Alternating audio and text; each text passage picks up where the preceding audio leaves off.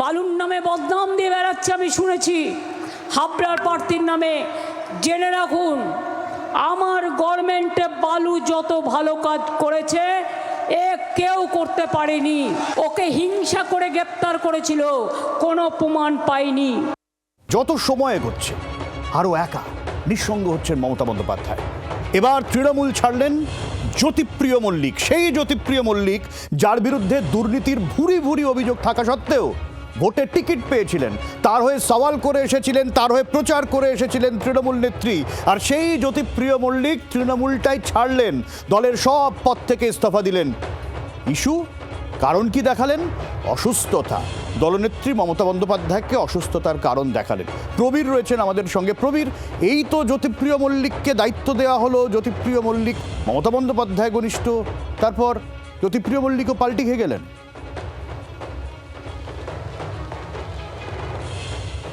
দেখো সব্যসাচী, জ্যোতিপ্রিয় মল্লিক মমতা বন্দ্যোপাধ্যায়ের একদম দীর্ঘদিনের সঙ্গী। যখন তৃণমূল কংগ্রেস গঠন হওয়া, তৃণমূল কংগ্রেস ক্ষমতায় আসা, সব কিছুর সাক্ষী কিন্তু জ্যোতিপ্রিয় মল্লিক। কিন্তু রাজনৈতিক মহল মনে করছেন যে বিপর্যয়ের সময় জ্যোতিপ্রিয় মল্লিক তিনি মমতা বন্দ্যোপাধ্যায় হাত ছেড়ে দিলেন। আজকে জ্যোতিপ্রিয় মল্লিক মমতা বন্দ্যোপাধ্যায়কে তিনি চিঠি লিখেছেন, লিখে শারীরিক অসুস্থতাকে সামনে রেখে তিনি বলেছেন তার পক্ষে কোনো পদে থাকা এই মুহূর্তে সম্ভব নয়, কার্যত তিনি দল থেকে অব্যাহতি চেয়েছেন। এই জ্যোতিপ্রিয় মল্লিক যে মমতা বন্দ্যোপাধ্যায় ক্ষমতায় আসার পর তিনি মন্ত্রিসভায় ছিলেন, গুরুত্বপূর্ণ পদে ছিলেন, সবসময় মন্ত্রিসভায় গুরুত্ব পেয়ে এসছেন। জ্যোতিপ্রিয় মল্লিক উত্তর চব্বিশ পরগনা জেলার সভাপতি ছিলেন দীর্ঘদিন, একক সিদ্ধান্ত নেওয়ার অধিকারী ছিলেন জেলার ক্ষেত্রে, এবং সেক্ষেত্রে দাঁড়িয়ে বিপর্যয়ের পরেও মমতা বন্দ্যোপাধ্যায় যে ওয়ার্কিং কমিটি করেছিলেন সেখানেও কিন্তু জ্যোতিপ্রিয় মল্লিক ছিলেন। কিন্তু রাজনৈতিক মহল মনে করছেন যে এই অবস্থায় দাঁড়িয়ে জ্যোতিপ্রিয় মল্লিক তিনি মনে করছেন যার কোনো অবস্থায় তৃণমূল কংগ্রেসের এখন ঘুরে দাঁড়ানো সম্ভব নয়।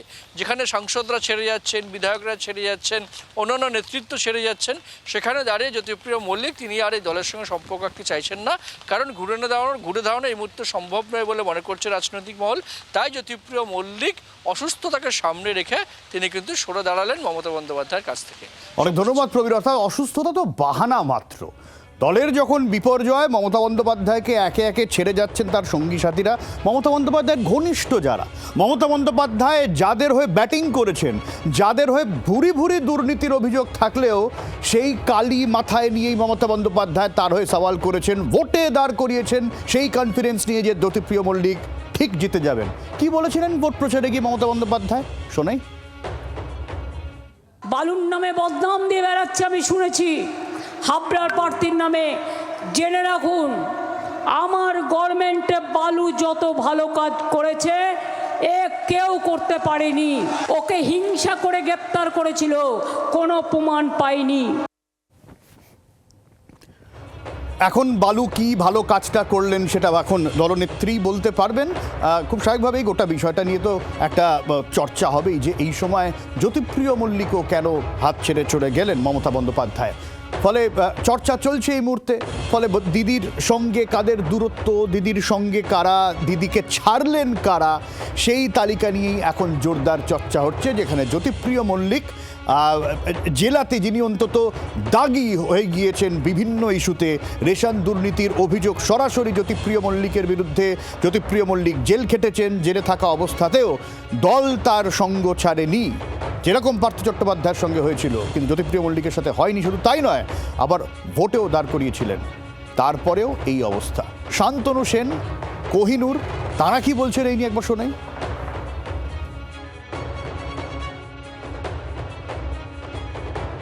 আচ্ছা, আপনারা এত অবাক হচ্ছেন কেন? আমি তো একদমই অবাক হচ্ছি না। মানুষের রায়ে শোচনীয় পরাজয়ের পরেও আমি হারিনি, আমি রেজিগনেশন দেব না, ক্ষমতার দম্ভ, অহংকার, অন্ধত্ব, মানুষের রায়কে মেনে না নেওয়া, এবং তারপরে যখন দেখছেন 80 জন নির্বাচিত দলের প্রতীকে নির্বাচিত বিধায়কের মধ্যে 64 জন বিধায়ক যখন সরে দাঁড়াচ্ছে, তখন সেই জায়গায় দাঁড়িয়ে আপনি জ্যোতিপ্রিয় মল্লিক সরে যাচ্ছে, আপনি কেন অবাক হচ্ছেন? আমি তো আবার বলছি যে এমন জায়গায় যাচ্ছে খুব শীঘ্রই একটা বড় বাইনোকুলার দিয়ে খুঁজতে হবে আর শেষ পর্যন্ত কারা থেকে গেল ওনার সাথে।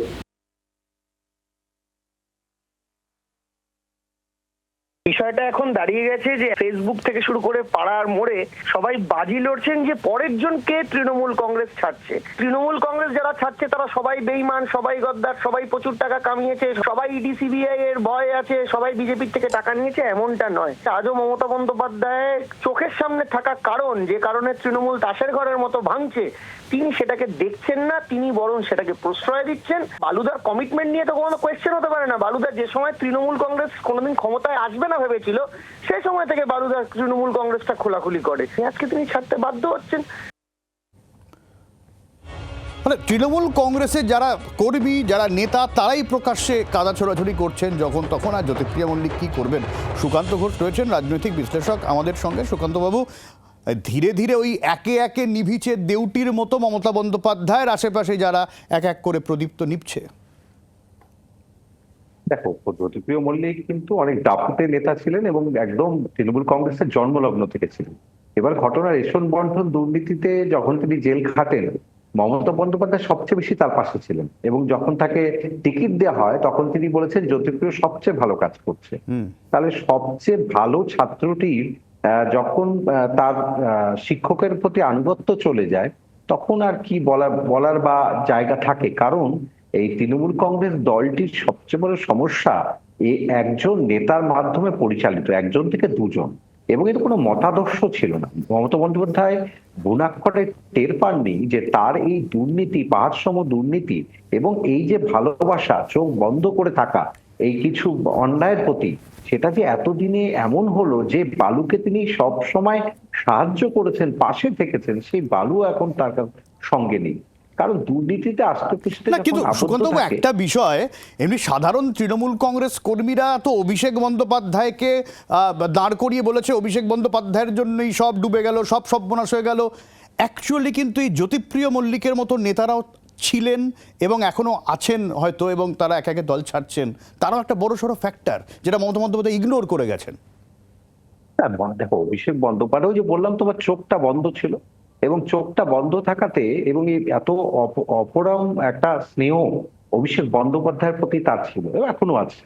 এর জন্য কিন্তু দলটা আজকে যে এইভাবে ভেঙে যাচ্ছে, তাও কিন্তু তার কোন রকম এই বিষয়ে কোনো আলোচনা বা অভিষেককে সরিয়ে দেওয়ার কথা তার মুখে কিন্তু নেই। দল শেষ হয়ে যেতে পারে, অভিষেক তবে থাকবে। তাহলেই অভিষেকের প্রতি এতটা বিক্ষোভ, এতটা অসন্তোষ, তারপরেও মমতা বন্দ্যোপাধ্যায় যে, মানে আপনি বলছেন ওই ধৃতরাষ্ট্রের মতো অন্ধ স্নেহে কৌরবের মতো তৃণমূল সাম্রাজ্যের পতন অবশ্যম্ভাবী। একদম একদম একদম ঠিক বলেছো। কারণ দেখো, ধৃতরাষ্ট্র তো যেটা ভুল করেছিল তার থেকে তো শিক্ষা আমরা নিতে পারতাম। এবার মমতা বন্দ্যোপাধ্যায় এত ধুরন্ধর রাজনীতিবিদ হিসেবে এই ভুলটা কেন করছেন এবং কেন এত স্নেহ দেখাচ্ছেন? কারণ এটাও তোমায় বুঝতে হবে সব্যসাচী, যে আষ্টে পুষ্টে দুর্নীতিটা রয়েছে, এই দুর্নীতির বাইরে তো যেতে পারবেন না। তিনিও কিন্তু কোনো কোনো জায়গায় হাত পা বাঁধা, তিনি সবকিছু করতে পারছেন না। আমরা কথা বলেছিলাম শতরূপ এবং রাহুল সিনহার সঙ্গে, তারা কি বলছেন শোনাই।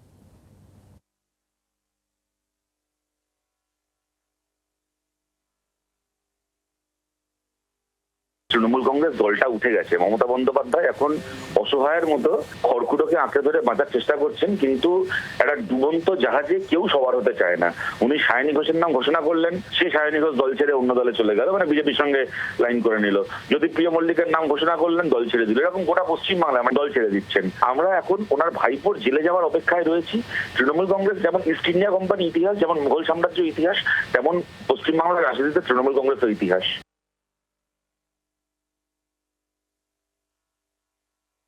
কোনো মূলই থাকবে না, সব মূলই চলে যাবে, তৃণমূলটাই থাকবে না। যে দল শুধুমাত্র কাটমানি আর তোলাবাজির উপর ডিপেন্ড করে দল, সন্ত্রাসবাদের উপর ডিপেন্ড করে দল চলে, সে দল যখনই দেখে তোলাবাজি নেই, সন্ত্রাসবাদ করার ক্ষমতা নেই, তখনই সে দল শেষ হয়ে যায়, কর্পূরের মতো উড়ে যায়। নইলে ভারতবর্ষে কোনো জায়গায় মাত্র 1.5 মাসে কোনো একটা দলের এইরকম করুণ পরিণতি হতে পারে, আজ পর্যন্ত কোনো রেকর্ড নেই। বাংলার আওয়াজ, বাঙালির আবেগ, জি 24 ঘন্টা।